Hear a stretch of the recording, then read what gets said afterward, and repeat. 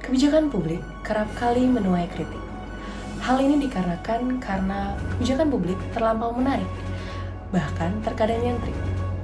Malam ini, kita akan mengulik secara asik kebijakan publik di Bisik-Bisik.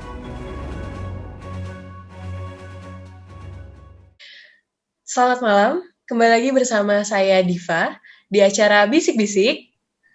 Bisikin dong. Pada malam hari ini, kami akan membahas tema yang cukup menarik, yaitu mengulik secara asik kebijakan publik, dan kita akan membahas tema ini dengan beberapa narasumber yang sudah tim Bisik-Bisik datangkan, yaitu yang pertama ada Bung Daru, ahli kebijakan publik. Selamat malam, Bung. Selamat malam. Selamat malam. Ya, selanjutnya ada pakar sejarah, Prof. Baihaqi. Selamat malam, Prof. Selamat malam, selamat malam. Dan yang terakhir dari sisi politisi ada Prof. Faiz. Selamat malam, Prof. Malam, Mbak Diva. Ya, baik. Langsung kita mulai saja topik pembahasan pada malam hari ini. Yang pertama, saya akan mengarah langsung ke Bung Daru. Jadi sebenarnya seberapa penting sih, Prof, untuk mempelajari kebijakan publik ini? Ya, pertama kita ulas dulu ya. Kebijakan publik ya, menurut Harold F. Gardner sendiri dalam Public Administration tahun 1984 ada 5 tahapan, Diva. Ya, yang pertama adalah identifikasi masalah, yang kedua formulasi, yang ketiga legitimasi, dan keempat aplikasi, yang terakhir sendiri aplikasi. Lalu apa sebenarnya pentingnya kebijakan publik ini? Dalam proses pembuatannya, kebijakan publik dilaksanakan oleh pemerintah. Jadi pembuatannya itu dilakukan oleh pemerintah yang tentunya ahli dalam bidang-bidangnya. Dimulai dari proses pengidentifikasian masalah yang terjadi, kemudian menyusun formulasi pemecahan masalah yang sesuai, dengan tetap memperhatikan asas yang ada dalam proses pembuatan kebijakan publik. Jadi pemerintah sendiri membuat kebijakan publik dengan memperhatikan asas-asas yang ada agar tidak terjadi gap antara kebijakan tersebut dengan apa yang diinginkan oleh publik itu sendiri, kebijakan publik. Namun dalam prakteknya sendiri, kebijakan publik sering terkendala pada proses pengaplikasiannya. Saat diterapkan itu biasa terjadi kendala, meskipun sudah disusun dan dirancang sebaik mungkin. Dengan pertimbangan yang matang, ini biasanya yang disebut dengan ekspektasi tidak sesuai. Ya, Bu Profesor Baihaqi, ya, ekspektasi tidak sesuai ini dengan realita yang terjadi. Ya, kadang kan pemerintah sudah membuat kebijakan, tapi masih terkendala saja, karena kebijakan publik itu tidak bisa memuaskan berbagai pihak, tetapi tetap dipertimbangkan bagaimana baiknya untuk kedepannya. Dan tentunya dengan mempelajari kebijakan publik ini, kita dapat mengevaluasi lagi kebijakan yang tidak sesuai tadi, dan menganalisa kelemahannya, dan kesempatan atau bahkan ya istilahnya memeriksa SWOT ya. Jadi dari kekuatannya, kelemahannya, peluangnya ya sama trade-nya. Tersebut dengan analisa tersebut tentunya dapat memahami nanti kebijakan apa yang akan diperbarui di tempat tersebut, ya, dan bahkan ya itu ya. Nah, dari penjelasan Bung Daru tadi, apa aja sih, Bung, yang termasuk ruang lingkup kebijakan publik ini? Pada dasarnya ya Mbak Diva, setiap kebijakan publik yang dibuat oleh pemerintah itu harus mengandung nilai-nilai dan praktik-praktik sosial yang ada pada masyarakat itu sendiri. Jadi kebijakan publik juga berpacu pada apa yang dibutuhkan pada masyarakat yang di situ. Jadi mencakup orang banyak, publik kan ya. Oleh karena itu, ruang lingkup kebijakan publik sendiri sangat luas yang mencakup berbagai sektor dan bidang. Ya. Untuk yang sedang saat ini sedang sangat trending itu ya kebijakan vaksin yang dilakukan oleh pemerintah dan kebijakan kesehatan lainnya, prokes seperti prokes tentang COVID. Nah, itu juga nantinya akan berdampak yang lain seperti kebijakan ekonomi akibat dari PSBB ataupun yang sedang sekarang diberlakukan PPKM Jawa Bali yang diperpanjang hingga tanggal 22 Februari ya. Nah, itu juga bisa bersifat regional, Mbak Diva ya. Contohnya saja kemarin di Jawa Tengah diberlakukannya hari Sabtu dan Minggu 2 hari itu tidak keluar rumah. Walaupun tidak tertulis, itu sudah dihimbau oleh gubernur untuk tidak keluar rumah. Itu contoh yang regional, Mbak Diva ya.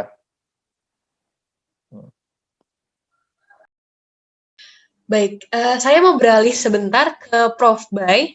Prof. Bayhaki, kalau dilihat nih dari masa ke masa, bagaimana sih sejarah dan perkembangan ilmu kebijakan publik ini?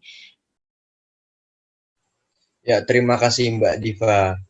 Jadi kita akan lihat nih dari masa ke masa. Kita lihat dari menurut sejarahnya ya. Jadi pada awalnya itu pada 18 sebelum Masehi, dulunya di Babilonia seorang raja bernama Hammurabi membuat kebijakan yang hampir sama dengan peraturan Moses. Ya, Hammurabi juga membuat sebuah peraturan yang disebut Kode Hammurabi. Hal ini dilakukan karena terjadi transisi daerah kekuasaannya dari negara yang kecil menjadi menjadi sebuah negara yang wilayahnya lebih luas. Kode Hammurabi ini mencantumkan persyaratan-persyaratan ekonomi dan sosial untuk suatu permukiman urban yang stabil dan dapat kita tarik kesimpulan bahwa itu merupakan suatu yang kita kenal sekarang dengan kebijakan publik. Kemudian pada abad pertengahan terjadi suatu revolusi atau yang biasa kita kenal dengan revolusi industri. Nah, ini ada yang tahu nggak nih revolusi industri itu terjadi di mana? Mungkin dari penonton ada yang bisa bantu menjawab? Belanda, Pak, Belanda. Ayo ada lagi yang bisa? Izin. Amerika. Apa Alif? Penonton Alif? Izin, Alif kan namanya? Prof. Siap, Prof. Apa di mana? Izin di Inggris, Prof. Ah, ya betul sekali. Jadi revolusi industri yang terjadi di Inggris ini memunculkan penemu-penemu seperti Johann Gutenberg, Isaac Newton, Thomas Alva Edison, dan banyak ilmuwan sosial dan ekonomi lainnya. Orang menjadi terspesialisasi pada disiplin ilmu masing-masing. Dampaknya, kepakaran mereka di bidang ilmu masing-masing ini pula lah yang menyebabkan kebijakan publik banyak terpacu karena ditemukan kebutuhan mendesak di masing-masing sektor yang membutuhkan suatu regulasi. Dari saat itulah studi kebijakan semakin terpacu, perkembangannya yang ketika pada tahun 1960-an, yaitu ketika pemerintah Amerika Serikat mencanangkan program New Frontier dan Great Society. Sejak itu muncul berbagai tokoh di bidang tersebut seperti Thomas R. Dye, Carl G. Friedrich, dan kebijakan publik meluas ke seluruh dunia. Dan tak lama kemudian, kebijakan publik menjadi bagian dari ilmu pengetahuan sosial. Pada sejarahnya, perkembangan studi kebijakan publik ini diwarnai dengan berbagai konflik ketika pada awal perkembangannya. Bahkan sebagian masih berlangsung sampai sekarang ini. Pada perkembangannya banyak didominasi oleh perhitungan ekonomis dan teknis. Jadi seperti itu, Mbak Diva. Baik, kalau tadi sudah dari sisi sejarah, ini saya mau dengar dari sisi politik nih, bersama dengan kita, Prof. Faiz sebagai seorang politisi. Ya, Mbak Diva. Bagaimana sih hubungan kebijakan publik dengan ilmu politik, Pak? Ya, baik. Hubungannya ya sebenarnya ada. Namun kebijakan publik itu tidak akan terlepas dari pengaruh pemerintahan maupun politik tentunya. Karena sebuah kebijakan itu dibentuk dan dibuat oleh sekelompok orang yang memiliki kedudukan atau kekuasaan di suatu wilayah atau negara yang berlandaskan hukum dan tujuannya untuk menyelesaikan sebuah masalah yang terjadi di masyarakat dan sifatnya mengikat seluruh warga negara termasuk pemerintah. Suatu kebijakan itu berasal dari sebuah masalah publik yang mendapatkan perhatian dari pemerintah, sehingga pemerintah menuangkannya dalam sebuah kebijakan baik berupa undang-undang, peraturan pemerintah, peraturan presiden, untuk diimplementasikan dalam menangani masalah publik tersebut.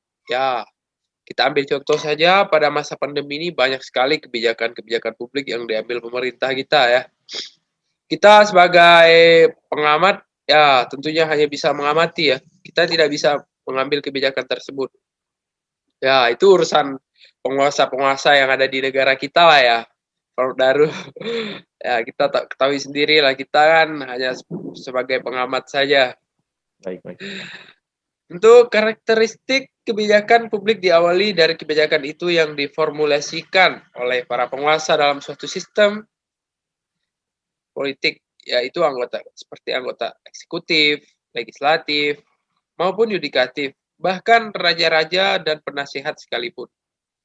Ya, mereka-mereka inilah yang merupakan orang-orang yang terlibat dalam urusan keseharian dari sistem politik tersebut yang mempunyai tanggung jawab besar terhadap sebuah kebijakan. Baik, Mbak Diva. Iya, baik, Pak. Antara kebijakan publik dengan birokrasi, apakah ada keterkaitannya, Pak? Baik, antara kebijakan publik dan birokrasi ya tentunya pasti ada lah, walaupun tidak banyak. Ya, tadi kita sudah menyimak juga definisi kebijakan publik dari Profesor Daru. Lalu, apa itu birokrasi sendiri dan kaitannya dengan kebijakan publik? Ya, secara umum diartikan sebagai suatu organisasi yang memiliki rantai komando dengan bentuk piramida, di mana lebih banyak orang di tingkat bawah daripada tingkat atas. Biasanya ditemui pada instansi yang sifatnya sipil maupun militer, ya seperti TNI, Polri, imigrasi, dan lain sebagainya. Birokrasi seringkali digunakan sebagai terminologi yang merefleksikan pemerintah. Birokrasi adalah sumber daya manusia yang menjalankan roda pemerintahan, dimulai dari pegawai, bisa sampai dengan kalangan pejabat yang memiliki kewenangan-kewenangan tertentu. Sedangkan istilah birokrasi sering digunakan sebagai terminologi untuk proses dalam pemerintahan. Sementara itu, birokrasi dalam arti sebenarnya adalah struktur dan sekumpulan aturan yang ditetapkan untuk mengendalikan aktivitas dalam penyelenggaraan pemerintah.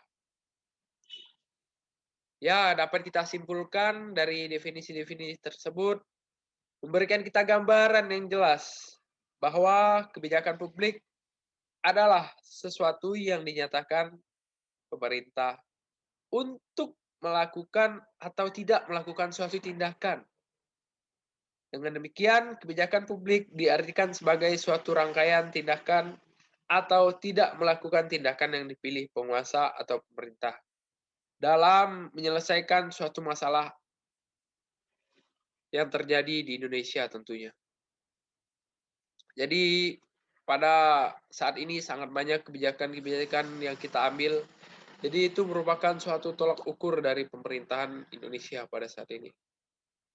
Mungkin kebijakan itu bersifat berat ya, karena banyak sekali menimbang ekonomi pada masa pandemi ini, contohnya vaksinisasi ya, ibaratnya berhubungan dengan nyawa vaksin ini. Baik, mungkin itu aja ya Mbak Diva yang dapat bisa saya jelaskan. Baik, terima kasih Bapak. Saya mau kembali ke Prof. Baihaqi. Begini Prof, adakah pergeseran pemikiran dalam ranah kebijakan publik ini sendiri, Prof? Pergeseran pemikiran jelas ada, karena pergeseran dalam ranah kebijakan publik disebabkan karena bergesernya substansi hukum dalam perundang-undangan. Berdasarkan teori, hukum di masyarakat dipengaruhi oleh berbagai faktor, yaitu faktor sosial, faktor ekonomi, faktor politik, faktor budaya, dan faktor lingkungan. Suatu substansi hukum dapat berubah karena berubahnya struktur politik sehingga berubah pula kebijakan di negara tersebut. Demikian pula dengan lingkungan dan budaya suatu bangsa akan mempengaruhi sikap dan pandangan masyarakat dalam menanggapi suatu kebijakan. Selain itu, pengaruh globalisasi dan keterlibatan Indonesia dalam kerjasama internasional yang terkait dengan penanaman modal dapat menimbulkan struktur ekonomi turut berubah sehingga menimbulkan suatu perubahan kebijakan publik di bidang ekonomi. Ya, jadi dapat disimpulkan ya kalau pergeseran dalam ranah kebijakan publik itu pasti ada. Demikian Mbak Diva. Baik, selanjutnya kami juga sudah mendapatkan beberapa pertanyaan yang dikirimkan melalui video dari mahasiswa kepada tim Bisik-Bisik, yang videonya akan kita lihat berikut ini. Halo Bisik-Bisik, saya Amar dari Politeknik Imigrasi. Saya mau tanya dong, ada nggak sih hubungan antara kebijakan publik dengan administrasi negara? Kalau ada, tolong jelasin ya. Terima kasih. Itu dia pertanyaan yang sudah disampaikan melalui video kepada tim Bisik-Bisik. Mungkin dalam hal ini bisa dijawab oleh Bung Daru sebagai yang ahli di bidang kebijakan publik. Silahkan, Bung. Ya, baik Mbak Diva. Wah, saya senang juga ini bisa menjawab pertanyaan dari Taruna Politeknik Imigrasi. Saya pernah kuliah umum di sana ya. Aduh, jadi curhat saya nih. Ya. Oh, disiplin bagus, good attitude lah sana kok ya. Ya, kembali lagi ke pertanyaan tadi dari Ade Amar itu ya. Ade Amar dari Taruna Politeknik Imigrasi, hubungan administrasi negara dan kebijakan publik. Kita mulai dulu ya. Definisi sendiri dari administrasi negara itu ilmu sosial yang mempelajari 3 elemen di situ ya. Dari legislatif, yudikatif, dan eksekutif, serta hal-hal yang berkaitan dengan publik, yang meliputi kebijakan publik, manajemen publik, administrasi pembangunan, tujuan negara, dan etika yang mengatur. Nah, di situ saja sudah terlihat jelas meliputi kebijakan publik. Dan secara sederhananya sendiri, administrasi publik adalah ilmu yang mempelajari tentang bagaimana pengelolaan suatu organisasi publik yang untuk masyarakat banyak. Kajian ini termasuk mengenai birokrasi, penyusunannya, pengimplementasian, dan evaluasi dari kebijakan publik. Jadi, administrasi negara ini tidak terlepas dari kebijakan publik ini sendiri. Organisasi publik seperti pemerintah menyusun dan mengeluarkan kebijakan publik, dan dapat dipastikan di dalamnya terdapat berbagai proses administrasi negara di dalamnya. Ya, secara garis besarnya itu Mbak Diva ya.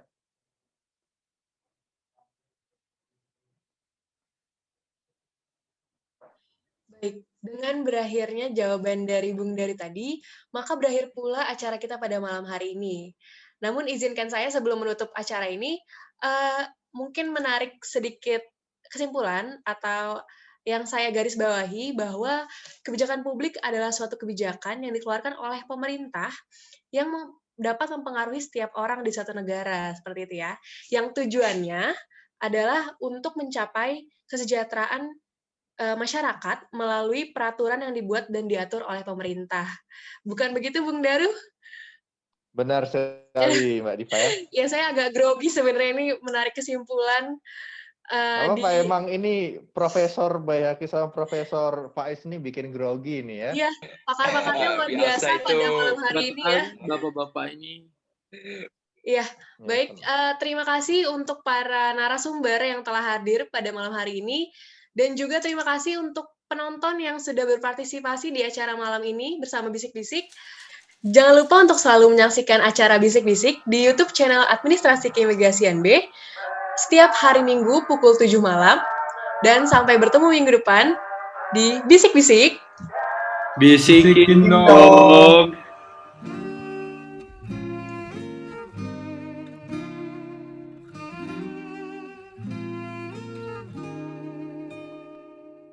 Pemuda, kemana langkahmu menuju? Apa yang membuat engkau ragu? Tujuan sejati menunggumu sudah. Tetaplah pada pendirian semula. Di mana artinya berjuang tanpa sesuatu pengorbanan? Kemana arti rasa satu itu?